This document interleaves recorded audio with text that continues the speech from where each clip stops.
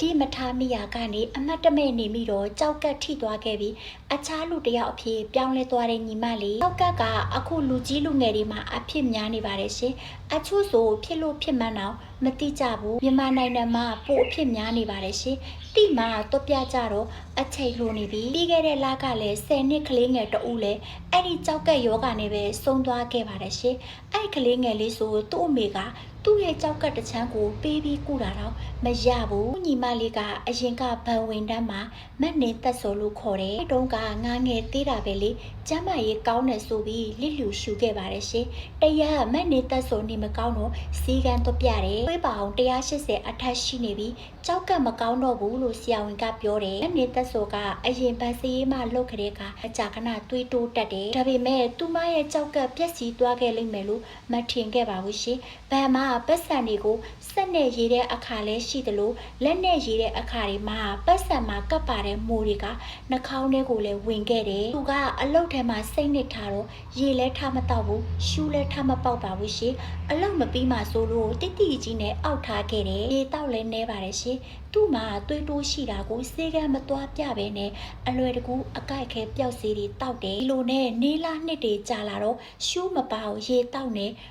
ကိုတောက်ဆေးတွေတောက်ဒီကမသွားပြမိတော့နောက်ဆုံးမခံစားနိုင်မှသွားတော့နောက်ကျသွားခဲ့ပြီအနေသက်စော်ဘိုက်ကကြောက်ကဝေဒနာကြောင့်တဖြည်းဖြည်းပူလာတယ်ရင်ကရေတောက်နေတဲ့သူမက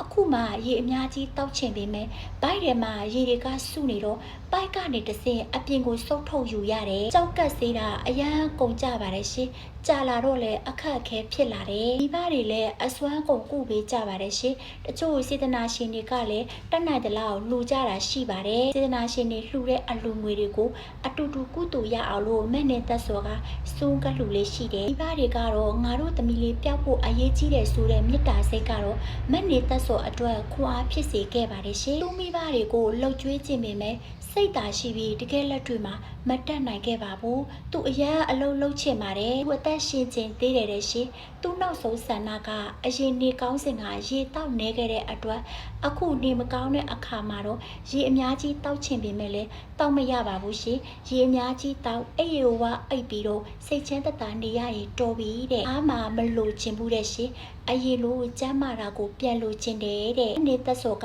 သူ့လိုမျိုးမဖြစ်အောင်မျှဝေလာခဲ့ပါတယ်ရှင်အတက်ငငယ်လေးနဲ့တွေးတိုးရမပေါ်စားတင်ကြအခုချိန်မှာသူ့အသက်ရှင်ဖို့အတွက်ရှာကြံစိတ်ချမ်းသာအောင်နေရတာတဲ့တနာဖို့ကောင်းပါတယ်ရှင်ပေါ်ဆက်စာနေခဲ့မိတဲ့အတွက်ဘဝရဲ့တက်လန်းတွေမရှိတော့ပဲဒီမှာတင်ရက်တန့်ခဲ့တယ်အရာမှမတည်မြဲဘူးဆိုတာမနေသက်စောကလက်တွေ့ပြောပြသွားခဲ့ပါတယ်ရှင်ကြောက်ကဝေဒနာတတ်တာသွားလို့ပျောက်ကင်းသွားရင်ဖျားရိတ်မှာပဲနေတော့မယ်လို့သူပြောပြခဲ့ပါတယ်ရှင်သူမနေကောင်းစဉ်အခါကအရင်ကသူစားခဲ့တဲ့အတိုင်းကြောက်ကပ်ကိုပျက်စီးစေတဲ့အသင့်စာအစားအစာတွေကိုမစားသုံးစေခြင်းဘူးတဲ့ရှင်လူကြီးလူငယ်မရွေးမှာအခုဖြစ်နေပါတယ်ရှင်မဖြစ်ခင်မှာကြိုတင်ကာကွယ်ပါရေမများတောက်ပါရှူးကိုလည်းမအောက်ထားပါနဲ့ရှင်အသင့်စာအစားအစာတွေကိုလည်းတက်နိုင်သလောက်ရှောင်ကြည့်ပါရှင်ကို့မှာတွေးတိုးရှိရင်လည်းဆရာဝန်နဲ့ပြောပြတိုင်ပင်ပါရှင်မနေသက်စော်လည်းအမြန်သက်သာပါစေ